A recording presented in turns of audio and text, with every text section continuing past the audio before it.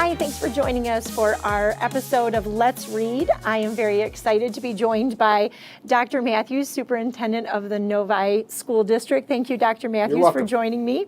We've been away, so hopefully you've been reading in this time. I have been. And over the holidays, I know what a good reader you are and how much you enjoy it.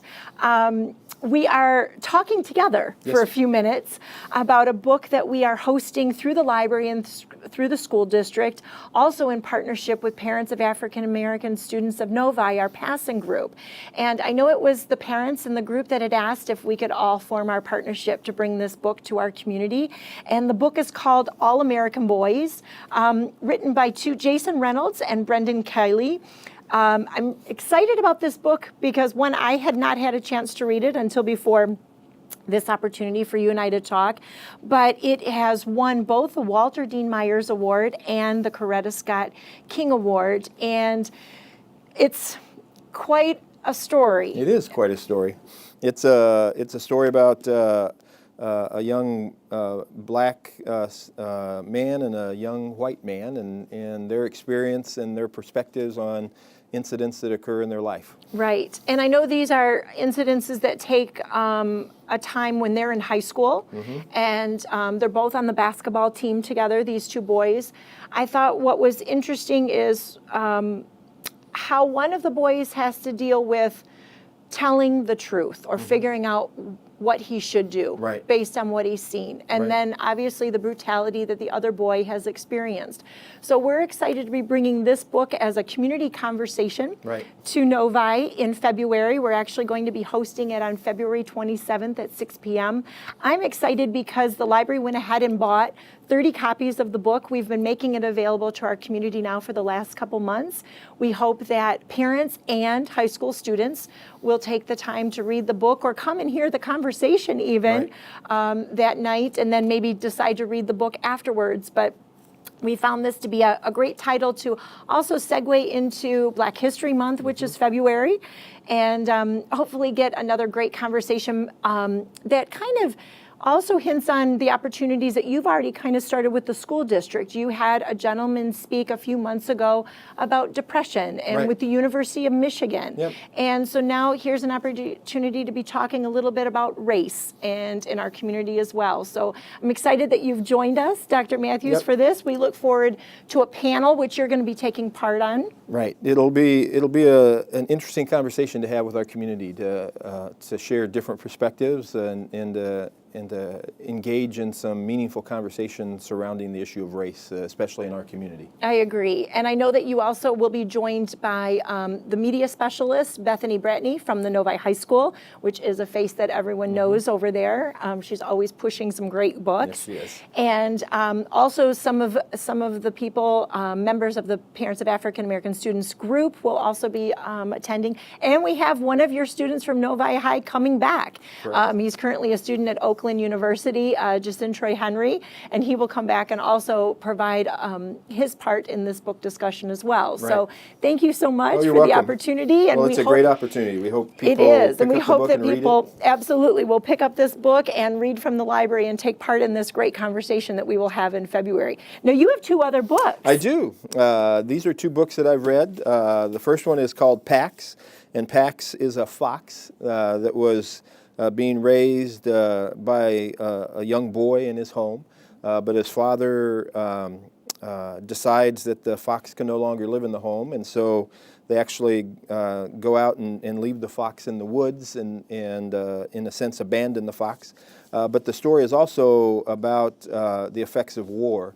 Because the book deals with his father going off to war, and through the fox's eyes, you can see some of the devastation of war and some of the pain and turmoil that brings to a community.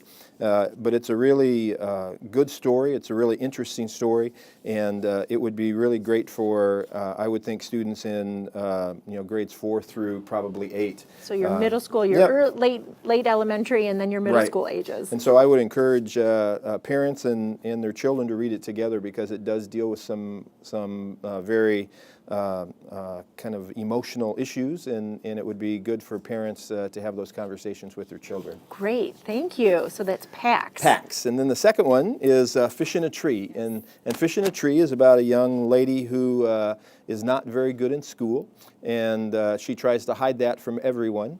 But she finally gets into a classroom with a teacher who really works hard to help her understand that there are things that she can do to become successful. And so it's a really good story because it deals, as the title suggests, if we treat everybody the same, it's like a fish in a tree sometimes. It just doesn't work out. And you're alone sometimes. Yeah, you're alone sometimes, and you're being asked to do things that you can't do. Well, I know my daughter Jenna read the book and she enjoyed it. She's in 7th grade, so I would say middle school it'd be very appropriate for middle school students to read this book, Fish in a Tree. And that's Linda Mullally Hunt. Fish in a Tree. I love it. Great. And you have a couple of books? I do. I have 2 books, and since we're segueing into with February being Black History Month, I chose a new picture book called Let the Children March. A wonderful story. Actually, this is a true story taking the first week of May in 1963 when they had this particular group in Alabama. They were meeting to meet Martin Luther King, and they were planning a march in their community. And the interesting part that I didn't realize as I read this was that, some of these parents of children were afraid to take part in the march. One father expressed that he was afraid he was going to lose his job. One of the mothers in the story shares how she was afraid about, obviously, the violence that could occur. So what they did is they encouraged their children to be part of the march, and the parents went to work that day. And what came out of that, obviously, we know, desegregation, and just a wonderful way to show the kids being part of something so remarkable and really bringing their freedom. So I encourage you to read this. It's by Monica Clark Robinson, beautifully illustrated, and also throughout the book gives also specific dates in history that are of importance too for overcoming some things that we've had in history over the years and in relation to this. So I hope that people will take the time. Beautiful illustrations, which were by Frank Morrison as well. And then my last one is by Matt Della Pena. It's called Love, and you said this was on your list to read. Oh my gosh, this story is great. Love is the melody that follows us through each and every day of our lives, whether it's the sound of our parents' voices lulling us to sleep, the joyful laughter of an uncle's latest tall tale, or the warm embrace of a loved one telling us everything will be okay. This takes you through just a wonderful way of seeing love in different ways, through music, through art, through running through a sprinkler, but then also sometimes love is not there, and then how you overcome what you might be dealing with in order to feel love again. I highly recommend this as a great bedtime story, or even just talking about the emotion of love and connecting with it. Just a beautiful, beautiful story, and the illustrations also. Lauren Long has been known for illustrations as well, and so I welcome everyone to pick this up at our library and take it home and give it a great read. It is a great story. So, well, thank you so much for joining us for Let's Read. We hope that everyone takes the time to check out a great book right now. It's still winter. We're still feeling the cold. There's still dark nights where you can sit down and enjoy a good book here and there. And Dr. Matthews, thank you for joining us today. You're welcome.